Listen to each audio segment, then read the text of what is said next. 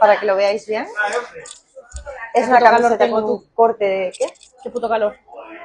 Ya, tía, es que me muero de calor. Es un corte así tipo boxer, que tiene un bikini dibujado. Y unos pantalones que son lindísimos.